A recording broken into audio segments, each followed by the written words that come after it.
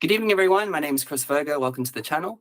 In tonight's talk, I'll be speaking to Lexi Boreham, a long hauler based in the UK. Welcome, Lexi. Hi, Chris. Thanks for having me. It's great to connect with you. I've been following a bit of your journey on Instagram, and I know you have an account called Positively Fatigued. Do you just want to start, maybe just share a bit about that name, actually? That's quite interesting, yeah. Yeah, sure. So I'm Lexi, I'm 31, I live in London, and I have had long COVID since September 2022. As far as I'm aware, it may have been a little before that, but that's when the main symptoms really hit me, like a ton of bricks. Initially, I was kind of too unwell to really focus on anything. I was, the deal, mostly bedbound, kind of just trying to get by day to day. And then sort of 6-7 months into my journey, I set up my Instagram account, and the Positively was sort of, I think it can stray into, people panic about toxic positivity. And that's sort of not really what I was aiming for. It's more the kind of positive, kind of embracing everything that this terrible, difficult journey has to bring me, basically, and trying to see the silver linings where there are some. Wow. I love that. I think it's great. So for those who don't know Lexi, please check out her Instagram account. I'll put the link below. But yeah, just to start off, you said September 2022. It's actually I guess 6 months. March 2022 was my first infection. But I'd love you to talk me through your life before. What were you doing for your work, and how was your health and fitness prior to the pandemic and your acute infection? Yeah, so I was a litigation lawyer in the city, so working long hours. I'd done 5 years of university to get there, and then my 2 years of training, and I was kind of 4 years qualified, I think, at that point. So a lot of time and energy had gone into my career at that point. I was generally fit and healthy, very active, just sort of spending my weekends exercising, cycling, running, playing netball, trying to get better at tennis, golf, you name it. I kind of tried it. And yeah, kind of socializing, just what every 20-something-year-old in London is doing, basically, living life at 1,000,000 miles an hour. So that was my life pretty much up until September 2022. And I actually had COVID 3 times. And Wow. yeah, and it was actually only after the third infection that I developed long COVID. And it was about 8 months after that third infection that the symptoms really hit me.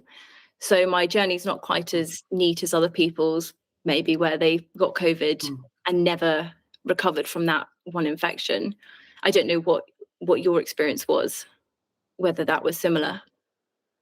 Yeah, mine is actually just one infection that I know of that I tested positive for. I know there's debates of the PCR tests and how accurate they are, but I was feeling like the worst flu I've ever had in my life, and I got the test and it was positive for the first time after doing other PCR tests. And that's the only infection I know of that I've had, that's COVID, that I'd say I know was at a level that was way above any flu I've ever had in my life.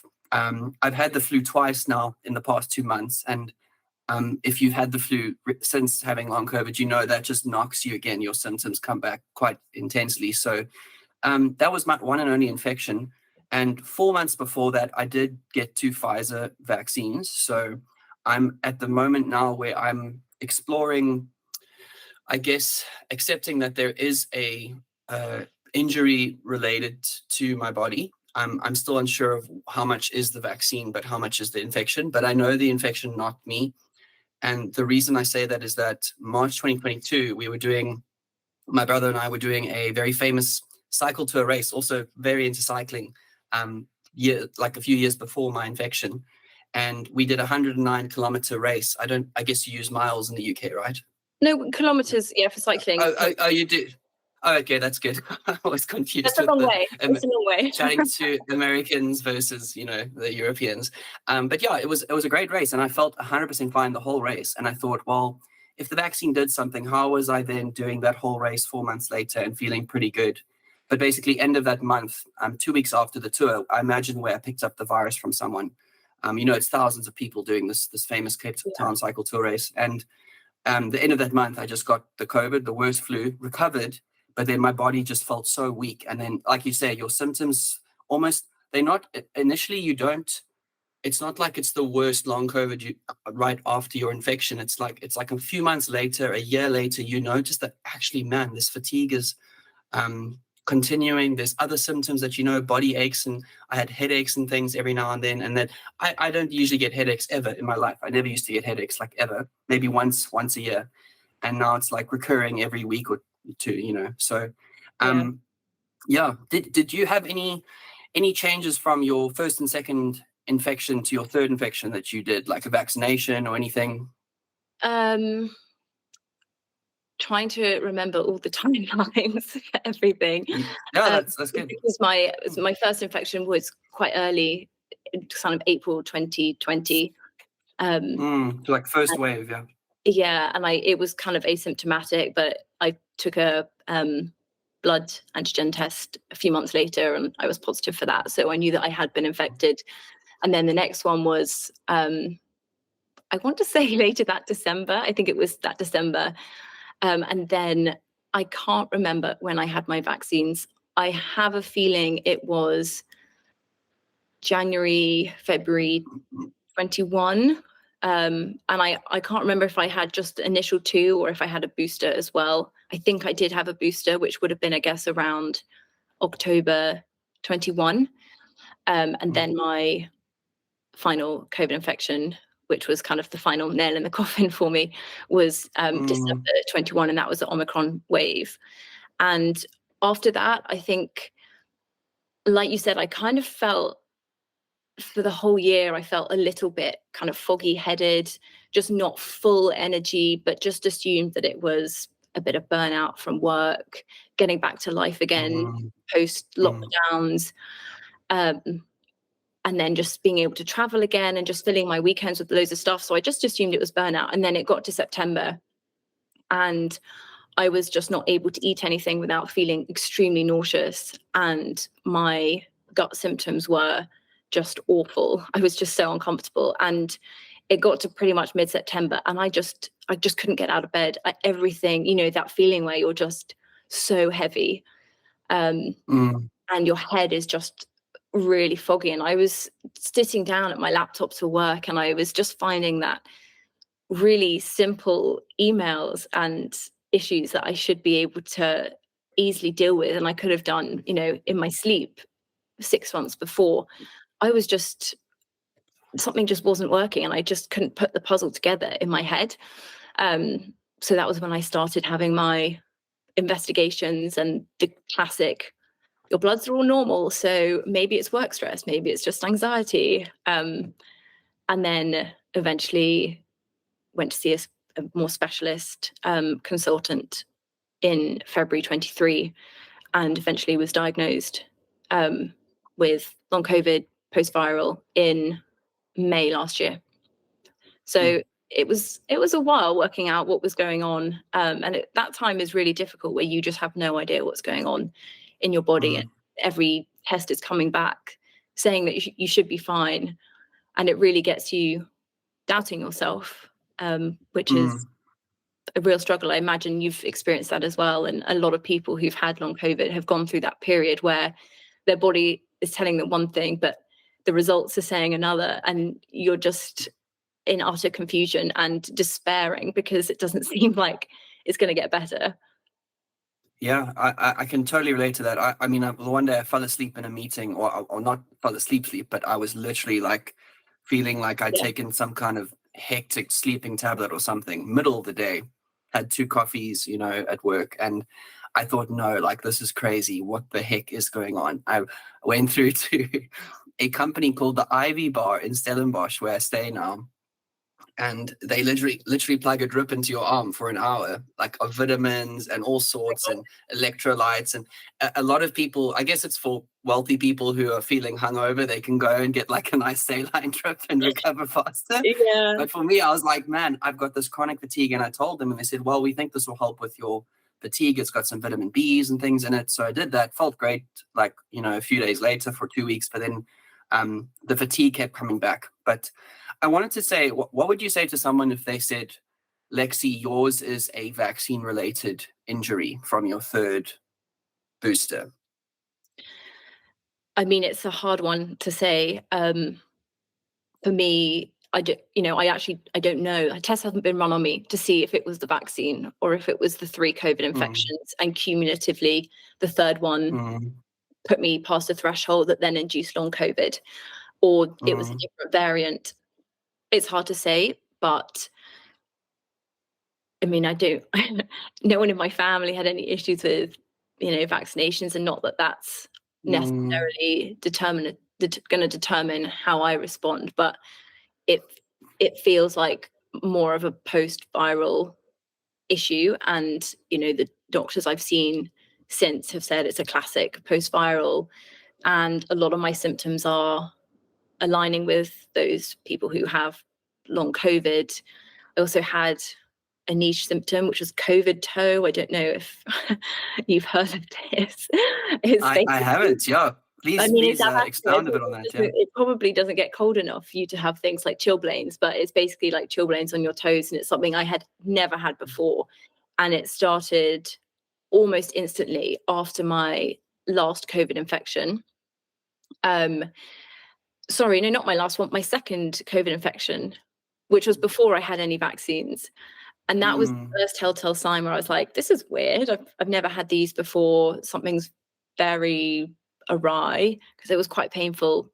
And then after my third infection, they came back almost instantly. And so those were all the kind of things going on in my head where I was like, something's not quite right. I don't really know. But trying to put together the puzzle when there are so many different factors at play it's really difficult. Sorry, in context of that, I've never heard of chilblains. Is that correct? Or this COVID toe? Please explain a bit more about what that symptom is. Yeah. It's actually ridiculous, because in the context of long COVID and all of the symptoms, it's actually really quite minor. But for me, it was actually the one thing that was really indicative of the fact that something was actually wrong, even though I was saying to people, I feel like really, really tired and something's not quite right. It was being able to point to my little toe, which was twice the size it should be, and purple and extremely painful, that actually meant people realized that there was clearly something not quite right. So it's basically just where in cold weather, I think it's typically cold weather, it wasn't even all of my toes, just some of your toes swell up and they become extremely painful and really tender. And I think doctors had started reporting an increased kind of complaint about these symptoms and chilblains on their toes in particular, after COVID became a thing. And so they've kind of called it COVID toes, but it's really just chilblains. Yeah, I mean, I think most South Africans probably haven't heard that term. It gets cold here. I mean, it's the middle of winter now, almost. Well, it's almost winter now, like early July. But yeah, I don't think we have UK kind of cold. Yeah. That's also what blows my mind in this whole disease, and just while people are still trying to research and just understand long COVID, and post-viral fatigues and all these kind of illnesses, is with long COVID, I've been hearing that there's around or more than 200 symptoms, which just blows my mind completely. I'm thinking I've got 3. I've got severe fatigue, body aches, and the occasional like really bad headache, which I'd almost call a migraine. It's like painful to look at screens and lights and stuff, but I wouldn't say it's like chronic migraines that some people struggle with. But in terms of that, I'd love you to share a bit about your symptoms during your third infection, I'd say, your Omicron variant. I believe I would have had the same one March 2022, if it's close to December 2021, like you said. But yeah, what were your symptoms during that? And then also, what are your symptoms with long COVID besides the COVID toes, we'll call them, and the fatigue? What other symptoms have you been experiencing? Yeah. Yeah, so during the third acute infection, it was the kind of typical COVID infection symptoms. So cough, for me, swollen throat, fever, headache, blocked nose, basically just feeling a bit fluey, like kind of stinging, when your skin is sensitive to touch and you just feel very clammy. I felt like that for about 5 days. Then those symptoms sort of reduced, and then I was just left feeling really flattened, like really exhausted, just like I was recovering from the kind of acute infection. And then my long COVID symptoms, luckily, and I am really lucky to be able to say this, now I pretty much am just dealing with fatigue, brain fog, and then occasionally headaches, but everything is much, much better now. And I'm definitely on the way up, which is fantastic. But initially, the brain fog was really bad. Like it just felt like there was nothing in my head, and I just couldn't process really basic information. So it was the brain fog and the fatigue that were the first warning signs for me, feeling like I just couldn't get out of bed, like I didn't have enough energy to move, or I would get up and I would get out of bed and then I would actually just, I couldn't physically get to work. So I would end up working from home for the whole week. And we were supposed to be going into the office, but I actually just physically couldn't manage that. So those were two early ones. And then I also really struggled with kind of depression and anxiety. Depression, especially, I was feeling really low, which was not something that was common for me. That was not something that I had really experienced before. Another warning sign, I mean, all of these things, when I look back on it, it was just a tidal wave of symptoms, but you don't really think of them as being connected at the time. And then I mentioned before the gastro, so feeling nauseous when I ate, having really bad gut symptoms, just like running to the loo sort of 5-6 times a day, really bad stomach cramps, that sort of thing. Difficulty breathing, so what they call breathing pattern disorder, I now know it's called, so where you basically forget how to breathe, your body just forgets how to breathe.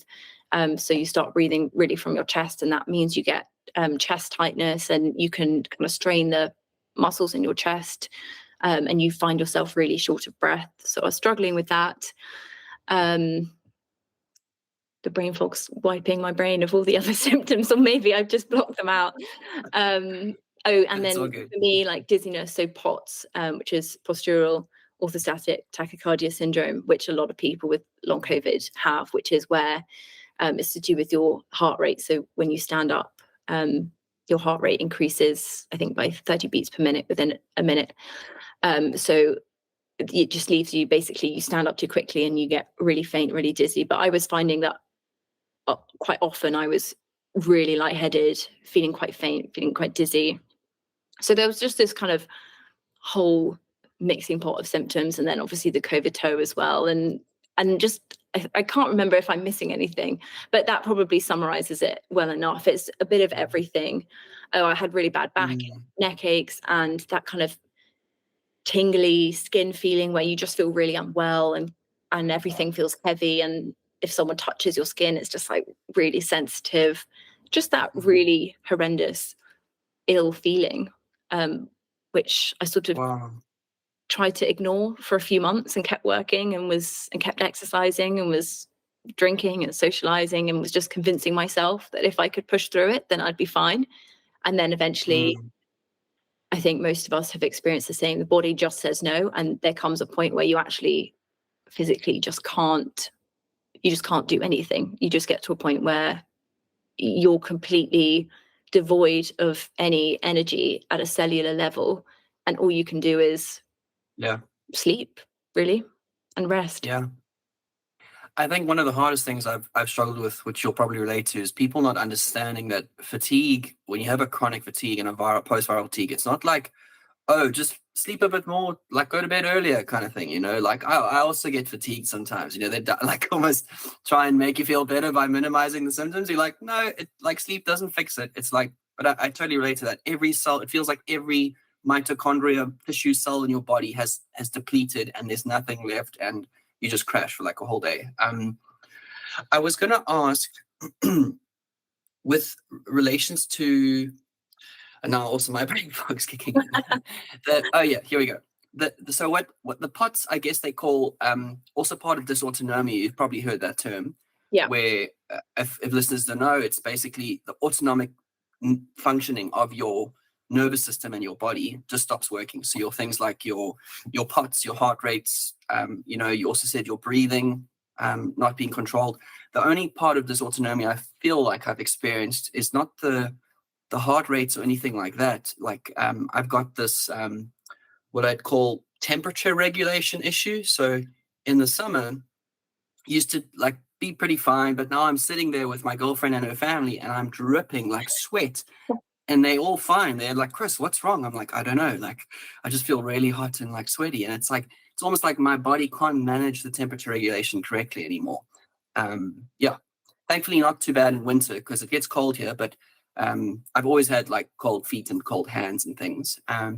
Yeah, I wanted to touch on the vaccines and long COVID, and something that I struggle with, I think, online is that a lot of people will immediately jump to vaccine injury, long COVID doesn't exist. That's not real, you know, da, da, da, da. I get a lot of comments on my channel about that. And in my case, I believe there is I guess I believe there is a side effect from both. There is an injury from both, but I know people personally that have long COVID that never touched a vaccine, and they are struggling for years and years. I've been speaking to a friend recently who's had it from March 2020. Imagine that, like suffering with this for 4 years, never touched a vaccine, and you know, trying to figure out and go through that journey of what it is. And yeah, I think that's just something that I'm trying to understand better is if the vaccines are contributing to long COVID, you know, people, but also not not letting people kind of always just blame it on the vaccine and say that is definitely the reason. You know, there's lots of other post-viral fatigues and things that have existed long before the pandemic. So I think maybe it's a bit unhelpful for people to always blame the vaccine, you know, even if that is involved in some cases. Yeah. Yeah, I think it's frustrating because people, I don't know what it is, but people sort of want to suggest that it's almost like a political thing. People think that people who were anti-vaxxers, they want to be able to point to something and say, see, look, we told you, don't come crying to us now because you're all unwell having had the vaccine. And I mean, I fundamentally think that's a terrible approach to have anyway, because so a lot of people had to have the vaccination. Healthcare workers, for example, were putting themselves at risk every single day. And if they thought that the vaccine was going to help them, then to protect them, then that was something that they would do. And a lot of people had to have it. And to then have someone turn around and say, well, it's your fault for having the vaccination, I think that's that's just internet trolls being internet trolls. If I'm honest, that's my personal opinion. I just don't think anyone should speak to another human like that when they're going through that much suffering. And then separately, long COVID, it's a very real thing. Like you say, there are a lot of people who have been unwell since March 2020, April, May, June 2020, before the vaccines were even in kind of existence. And that is fundamental proof that long COVID is separate from vaccine injury. And that doesn't mean that people with long COVID are, you know, better or like, you know, whatever, because they didn't choose to have the vaccine and get long COVID. But it is frustrating when you feel like none of this was my choice. especially for people who were infected early, they never had a chance to have the vaccine and be protected from it because they got ill so early and they've been struggling with it ever since. So it's just one of those difficult areas where people want to say it's the vaccination because that's easier to deal with. But actually, there are two distinct illnesses. Both are valid. Both are very valid experiences. People who are suffering with post-vax injury and illness are suffering in the same way that people with long COVID are. But I think it is important to make the distinction because when it comes to research and solutions, they might be two distinct kind of physiological issues which need different treatments. Yeah. I don't know if that made much sense. That was a bit of it did. It came across very well. I love a good ramble. And knowing that you're a lawyer, I trust what you're saying. I actually wanted to touch on that thought. I've had a kind of a thought in my head recently is that for so long, I guess while the pandemic and lockdown was happening, I think my mindset and maybe a lot of others is that the pandemic is black and white. You either like pass away, we all had friends and families that died from the COVID virus, or you survive and you're fine and you carry on with life. And I think that just the fact that there's this gray in between, like long lasting damage from the virus, which I didn't think about at the time, and I think that's what's hard for me to understand, that the pandemic isn't black and white. Long COVID isn't black and white. It's or COVID virus isn't a black and white thing. It's a very real thing. It's just difficult. I also lose my train of thought. I totally get it. It's the brain fog is real. It's tough.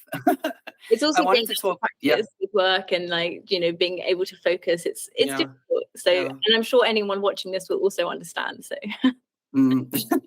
There's awkward silence moments. Just forgive us. We're doing our best. I wanted to ask if you are still working at all. Are you able to work remotely? And So I am not working at the moment. I'm extremely privileged and very fortunate to have an employer who has been extremely supportive. I was signed off ridiculously initially for 2 weeks of sick leave in November 2022. And I was absolutely convinced that I would only need 1 week and I'd be back fighting fit, ready to work again. And that obviously hasn't happened. I sort of continued to get worse when I was initially signed off. And here we are a year and a half later, and I'm still not at a point where I can work yet, but I'm getting close. And I feel like my employer has been kind of a model employer in the sense that they have regular check-ins with me. They remind me of resources that are available, mental health resources, all the support that is available. They don't put pressure on me for a return date. They are guided by what the GP says, and I have constant check-ins with the GP as well to monitor my progress. And they are on the same page as me with the fact that when I do start back, it will be remote and it will be maybe just one morning a week to start with, to see how my body responds, and then it will be a phased recovery, a phased return from there. So, and I don't think that's too far off. I think being able to go back to the same job in a phased return is much more manageable than what a lot of other people are facing, where they very sadly have had to quit their jobs because their jobs haven't been able to continue employing them, whatever the case may be. And when they want to work again, it's going to have to come to a point where they are actually fit and healthy, well enough to do interviews and to find a new job, and then to start in a new workplace full-time or maybe part-time, but it will be quite full on. And so I think in that sense, I am extremely lucky, and I acknowledge that because I feel like I'm in a much more cushy situation than a lot of people. And it's really sad to see so many people having to drop out of careers that they have worked really hard for a really long time, that they loved. So I don't know if you're still in the same job or working in the same company or the same In a similar sense to you, I've been fortunate that my employer is quite, I'd say, passionate about. I mean, the CEO is very passionate about health and the COVID. I mean, what is helpful, even though people are not always kind to someone who's suffering with something chronic, they don't understand it. Like, I've had people say to me, Chris, like, it's been 2 years now. How are you still sick? Like, what the heck? Like, get over yourself. And I'm like, that's not helpful, but thanks. I'm doing my best.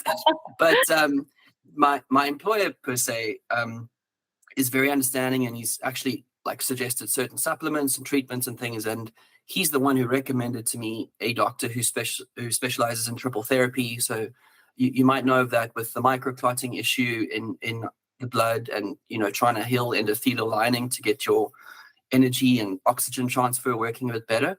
So that's been very, very helpful. But I will say it causes me, I'd say, guilt, because I've got a job, but I've used up all my sick leave, 30 days in a 10-month period that's meant to last me 3 years. I've now been shortfalling probably 5 to 10,000 rand.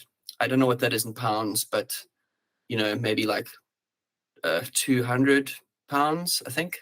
Mm-hmm. I've been shortfalling that every month just because of unpaid leave that I'm needing to take. So at least half a day to a full day, 2 days, sometimes even a week I'm missing. And this is not like I'm like taking a sick day and buggering off to the beach, and being like, woohoo. It's like I'm literally in bed the entire time, fatigued. Yeah. And by 5, 6 in the evening, maybe I've managed to get up. And on a good day, I might wake up at 12:01 and then have enough energy to make a half day, which I really try to do.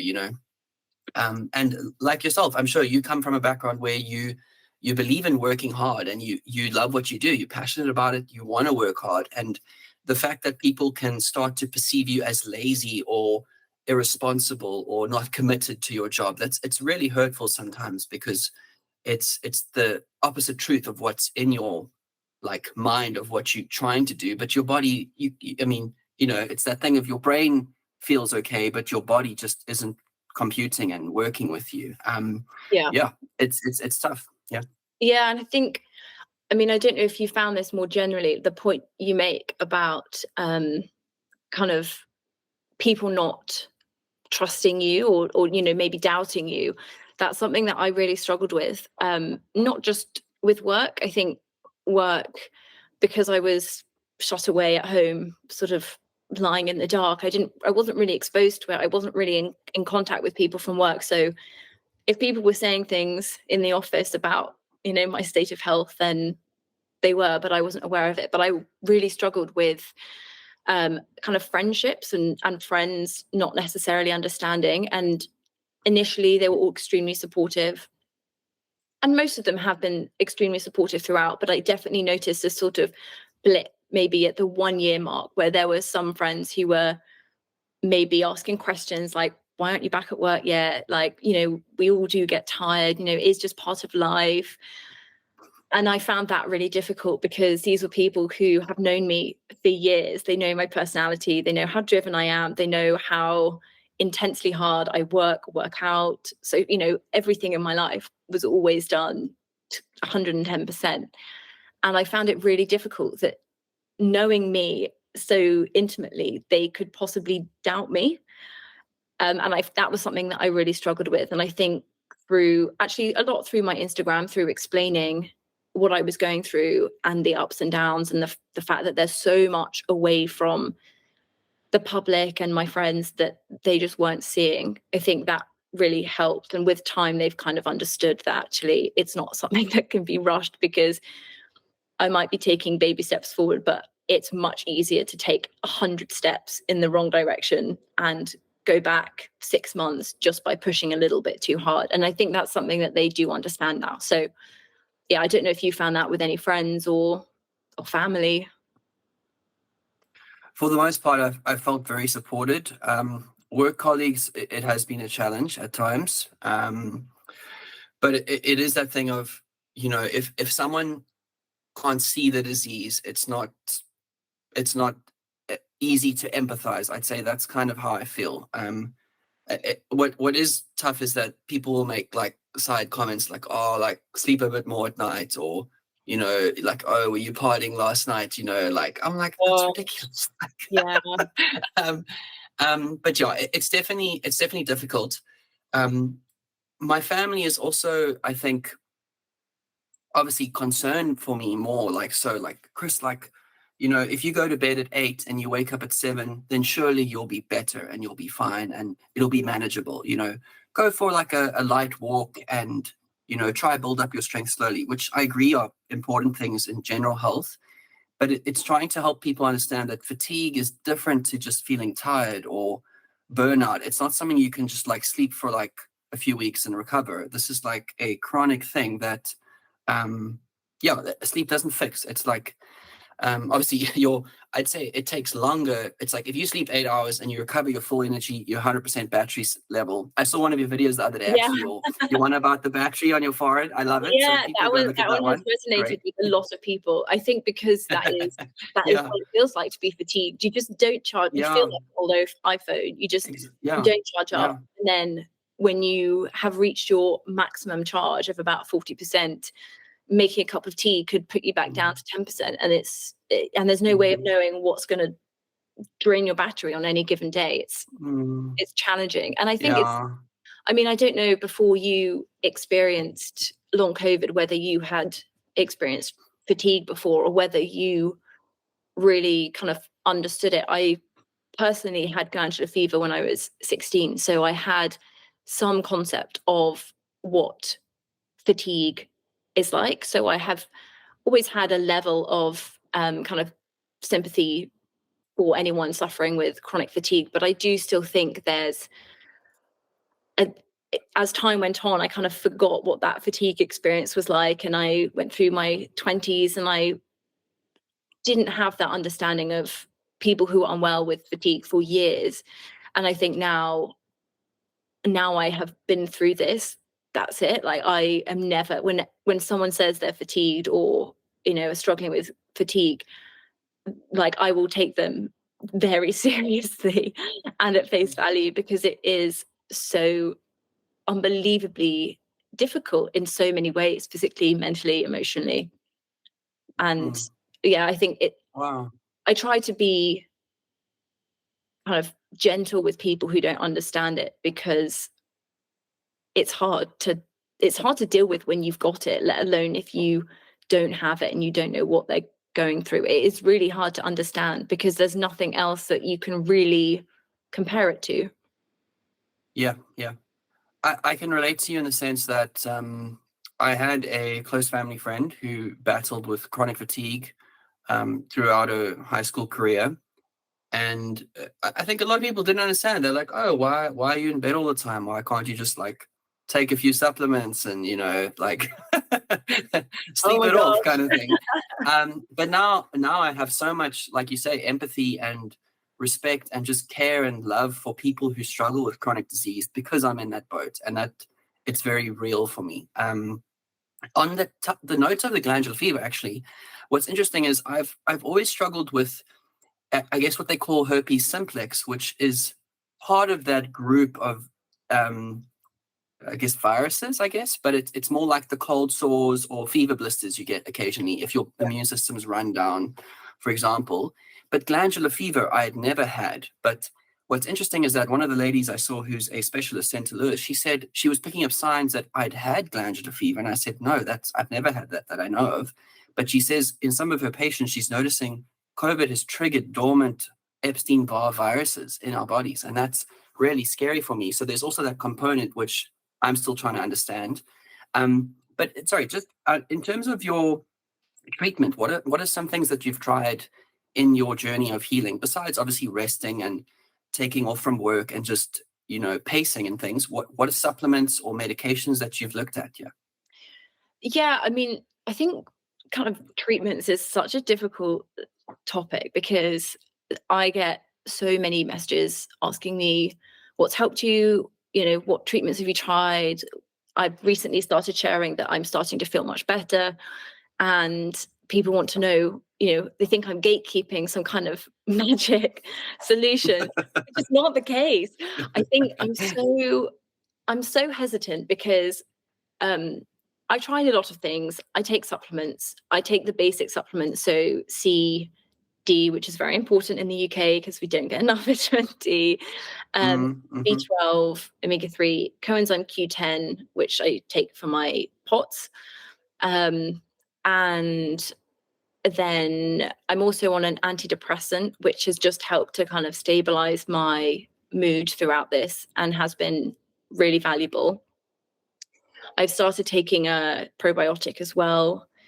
And then more recently, I have started acupuncture, and I am finding acupuncture really, really good. I was recommended to this particular practitioner from someone who had had long COVID and had gone for acupuncture and had recovered pretty swiftly after starting acupuncture. So I've been going to this practitioner, and I have noticed a big difference in the trajectory of my recovery since seeing him. But then I have no way of knowing whether I would have done that anyway, just because of the time that's passed, or whether there's something else that I've done that's helping. I've become better at pacing, maybe. And what's worked for me might not work for someone else. So it's really difficult to say, like, I would hate to tell someone to spend money on supplements or, whatever the case might be, because those supplements might do absolutely nothing for that person. And it's so easy because there's no medical guidelines on how to treat this. You can go down a rabbit hole of spending a lot of money on a lot of things that don't really work. So yeah, I'm always a bit hesitant to say, but those are the kind of supplements. Overhauling my diet as well has been really helpful. I didn't eat badly, but I have improved my diet a lot. Like really cutting out ultra processed foods as much as possible, and just eating a lot more variety, particularly of plant-based foods. So yeah, I mean, that's, and therapy as well, not because it's a mental illness and I can will my way out of it, but just because it's really difficult going from living a really full life to living a really empty, broken life, it sort of feels. And so it was more to deal with that than anything else. But what about you? Yeah. What have you tried? Have you done the supplement? You said triple therapy. Yeah, so I, if listeners don't know what that is, it's basically anticoagulants or blood thinning. So the theory, or the what's the right word to say it when you write like a thesis, your prognosis or your hypothesis. The hypothesis behind it? Yes, that is great. Thank you. The hypothesis is that the spike protein is binding to like platelets and fibrin and other small proteins in your blood. These are forming little microclots, which are kind of clogging up your blood. So your oxygen and nutrients and things aren't getting through to your tissues, your mitochondrial cells correctly. And that's what's causing this like crash of your body. Takes so much longer to restore the energy. So 2 days in bed, and then maybe you're back to, like you say, like 40-50%, but then you deplete it. And the idea is that you thin the blood, you kind of reduce the microclots. But what it does is that by thinning the blood, you stop the clumpiness and the damage from these clots, and you let your endothelial lining, your inner lining of your blood vessels, arteries, veins, and stuff, to heal a bit, so that your energy transfer between those tissues and the endothelial lining to work a bit better. Yeah. There's also the case of that spike is damaging the endothelial itself, besides just making these clumps. But then the spike is basically causing a failure of your clotting physiology in your body. So I've been on triple therapy for 10 months, and it has helped me, but it's not getting me to 100%, which is difficult. And recently I've done a blood test for spike antibodies, an IgG spike antibody test, which is showing very, very high levels 6 weeks apart. Okay. In my next update video, I'm wanting to talk more about that, but it's difficult because I'm seeing that there is either a vaccine injury and my body's still making spike 2.5 years later, or there is a theory of viral persistence, a viral reservoir in my body, whether it's in the gut, it could be in my tissues, my organs, everywhere. And that's just the theory and hypothesis that your body has not cleared the virus correctly. Maybe it was so damaged it couldn't clear it, or if you subscribe to the lab leak theory, which I do now, the virus has just been manipulated in a way that it's so good at hiding and just staying in your body. And I'm kind of on that thought train at the moment. But right now, what I'm looking to do next is stopping the triple therapy because it's expensive. It's about, what's the pound to a rand? Maybe like 1 to 20, 1 to 24. I don't know. Anyways, it's 1,500 rand a month just for the blood thinning medication, which is a lot. Okay. So say that's 75 pounds, I think. Is that Yeah, right? that's a lot. Yeah. And then it's, besides that, every 2-3 months, you're doing a blood draw, which is another 75 pounds, which is then to check for the microclots and your platelets and what's happening. Is it improving? Is it getting worse? So it's cost me at least 15,000 rand the last 10 months, the doctor's fees, all of that. So next I am trying what they call the Peter McCullough protocol, which is your nattokinase, bromelain, curcumin. And those are... What? So Peter McCullough is a physician in the US, very involved with COVID and long COVID and vaccine injuries and things. Nattokinase or nattokinase, I don't know how you say it correctly, but it's a fermented... No. I don't think so, no. I think that's cysteine thing. That's different. But nattokinase, I believe, is a fermented soybean enzyme that helps break down these clots, but it's also very good at binding to spike protein. I'm also looking at trying ivermectin, and I've just done a trial period of 2 weeks on that. I found it reduced my symptoms, but I've run out of the meds now, so I need to kind of chat to this doctor again. But those are things I'm looking at to basically try, because it's like you say, it's like, I guess what I'm feeling is that after 2 years of suffering, it's like I'm short of trying magic mushrooms, heroin, and cocaine. I'm like, I will try anything, because I'm like, I've been sick for so long, I don't even care anymore. You tell me ivermectin is a horse dewormer, I don't care. I'm going to try it, because I'm at that point where I'm like, I want to get better, So ivermectin apparently is very good at binding to spike protein. So if there are high levels of spike in my blood still and in my tissues, that is going to help reduce the symptoms, I guess. Maybe it won't take the spike out of my body, but I'm at the stage where I'm also trying a lot of gut-related things like yourself. The new doctor I'm seeing is suggesting a carnivore diet to kind of detox your body, get into a ketosis, a keto state where your body is using fats and proteins as energy more than carbs and sugars in your bloodstream.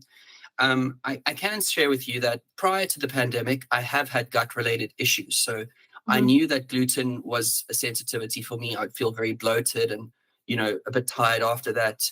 Dairy a little bit as well.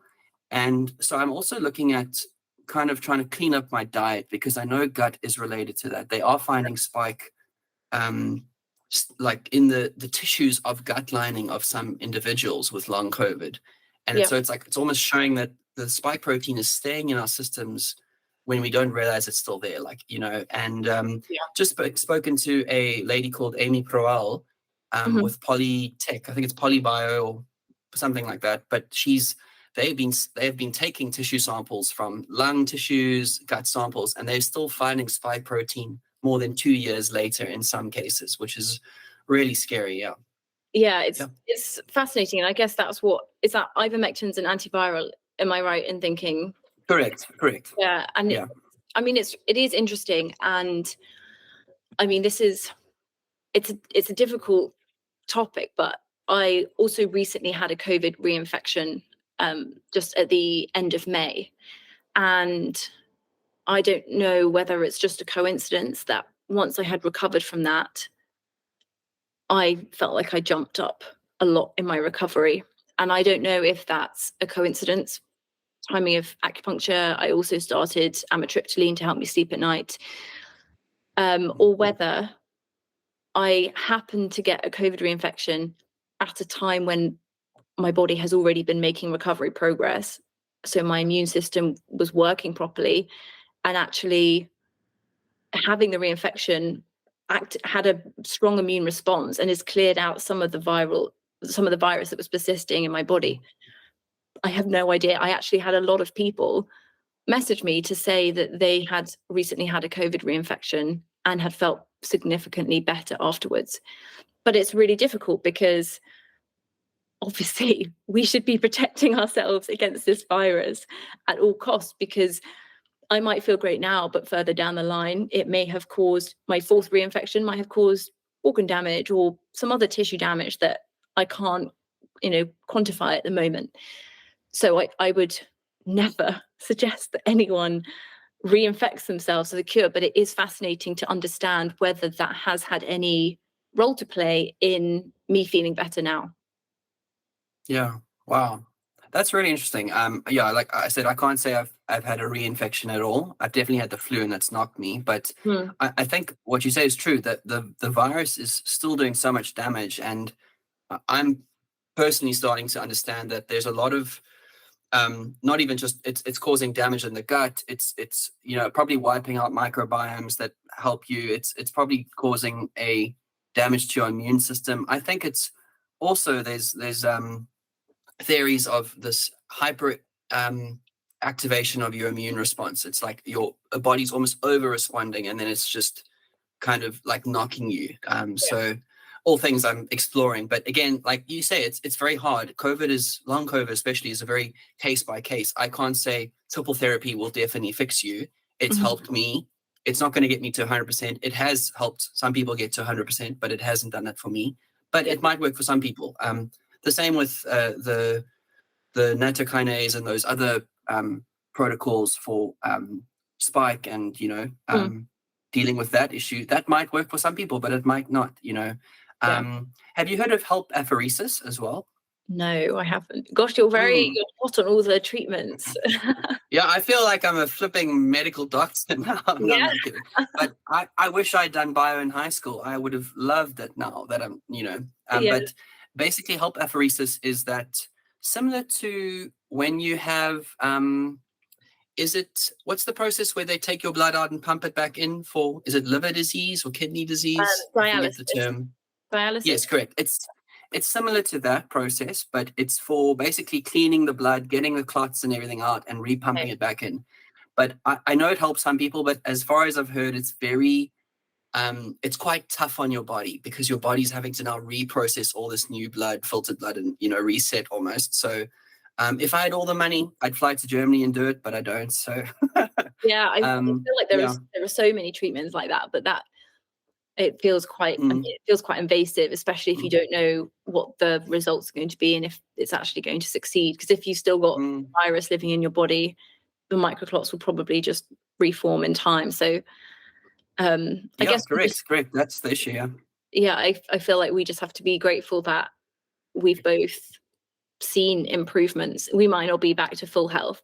It's that strange situation where we're both in a very difficult period of our life where we've been really unwell for a long time, and we are still unwell, but we count ourselves lucky, because there are some people who are so unwell and have so little functionality and just aren't getting better. And so I sort of say, oh, I'm one of the lucky ones, and everyone looks at me like, really? You've been unwell for a long time. But we are lucky because something we've done has worked, even if it's just time passing and our bodies have thankfully responded well to whatever we've done, or time passing, our bodies have effectively healed themselves where others haven't. So I always feel grateful that I might not have tried everything under the sun, but the things that I have tried do seem to be working. And I should also just say, purely because the internet is the internet, and I wouldn't want someone to think I've suggested getting reinfected, because I think the only study that's currently been done on reinfection does suggest that 90% of people with long COVID get worse after reinfection. So, and I don't know about the other 10%, whether they stay the same or improve, but the research is the research at the moment. And it's just something that I'm interested to see if anything comes out about it, whether the new variants trigger a different immune response or whatever. But just saying that the internet can spread quickly, and I need to make sure I cover my back. Yeah, I'm a lawyer. Okay. For those who are listening, disclaimer, that's Lexi's disclaimer. Yeah. I find that, I totally get you on that. I wanted to touch on the topic of mental health a little bit, because I can share, since my early 20s, I've battled bouts of depression, anxiety throughout my 20s. And I think it was gut health related, but also a lot to do with my mind. So, like you said, therapy is very helpful. I've done CBT for a couple of years in my early 20s, which was cognitive behavioral therapy. For those who don't know it, it's basically changing the way you think about things, which is very helpful. But I wanted to, on that note of mental health and how this pandemic, just alone before long COVID and all the suffering, how do you find hope and joy while battling this chronic disease? Yeah. Oh, that's quite a deep question. Mm. To be completely honest, initially it was really hard, and it didn't feel like there was a lot of hope or joy. And I was in a really, really dark place. And Tom, my partner, who I now live with, he did a lot of supporting me, and same with my mum and my sister, and some of my friends. It was a lot of me just feeling really down and struggling. And to be honest, I've had bouts of low mood, but it was the first time in my life where I have been extremely worried about the state of my mental health and its decline. And I relied very heavily on them, and they kind of got me through that difficult patch. And then as I started to make small, steps in my recovery, so moving out of bed onto the sofa, each small step you take makes a difference. And as I started to have, I think the community kind of terms them glimmers. So it's the opposite of a trigger, something that brings you a little bit of joy in your day, that gets you clinging on to hope that you can recover. And it's easier on my mental health. The more I've recovered, the easier it's been to believe that there is an end in sight. And I think seeing other people who have recovered or are further ahead in their recovery journey has been really motivating. I think seeing people go from a point where they're really struggling, not working, not exercising, to seeing them starting to rejoin their life again. I think that has also given me motivation. But for me, therapy was important. I was having weekly therapy for the first 3 or 4 months, I'd say. And then, antidepressants as well. Went on those pretty much straight away, at the recommendation of the therapist I was seeing, because it's so hard, and doing it without medication, you don't get a medal for it. And I understand that a lot of people don't want to maybe change the balance of their bodies if their bodies are already struggling. But for me, I needed the help, and I wasn't afraid or kind of ashamed to get it. And that has been a game changer for me. And I'm still taking antidepressants now, a slightly lower dose, but still taking them. And I probably will until I feel like my life is stable again, because it's not worth risking those declines in mental health, which can spiral really quite quickly if you're not careful. I don't know how did you find your depression worsened when you had long COVID? Was it noticeable? That's what's interesting for me. It definitely got worse, but because I've had experience with it since I was 21, 22, I've dabbled in meds on and off. Like I took it for a year, went off for a year, went back. And right now I do take medication for it. I find an SNRI, it's basically selective, no, sorry, I lie, serotonin norepinephrine reuptake inhibitor, as you might know the term SSRI. SNRI works with serotonin and your noradrenaline, or kind of counteracting adrenaline, which is what happens with anxiety. It's like that overworking of your adrenal glands. So I found it very useful. I'm on that still to this day. And I think it's what I'd say to someone who never experienced depression before the pandemic. It was very difficult, but it's not the worst it's not the lowest I've ever been at, if I can say that, because I've lived with it for 10 plus years, but it's still definitely a battle. Like you say, we were both probably cycling and active and fit before the pandemic. Now, all those endorphins and naturally good field chemicals you're getting from exercise and being social and outdoors, we're not getting that anymore, So I'd say seeing a psychiatrist or a psychologist or a therapist is very helpful. If you have that resource or the financial aid to do so, I think it's great. It's definitely a battle. I think just in closing, sorry, thank you so much for your time, Lexi. It's great to chat. It's been great to chat.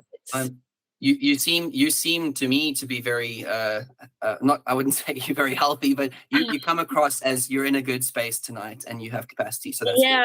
I am, and we. I mean, we've been trying to arrange this for a while, and I think initially I was bitten by a tick and got an acute Lyme infection and got no! And then I had my infection, so I feel like there's been a lot getting in the way. But actually, I am actually, I feel like I'm in a really good place now, and I am really happy. Partly because I think the better I get, the more I can raise awareness. I have the energy to actually speak about this at a more kind of intellectual level and start to engage more in raising awareness with people beyond the community, because we are already aware of it, but it's kind of broadening that and trying to push for more support. So that's something I'm really excited about, getting better and actually having the energy to dedicate to that. Sorry, could you touch on Lyme disease? What is that quickly, if you Lyme disease. Lyme disease is so there are, I can't remember the name of the bacteria, but basically if you get bitten by a tick, I don't know if you have lots of ticks in South Africa or whether it's we do, but we would call it tick bite fever. I've just never heard of Lyme disease. I don't know if that's a separate thing.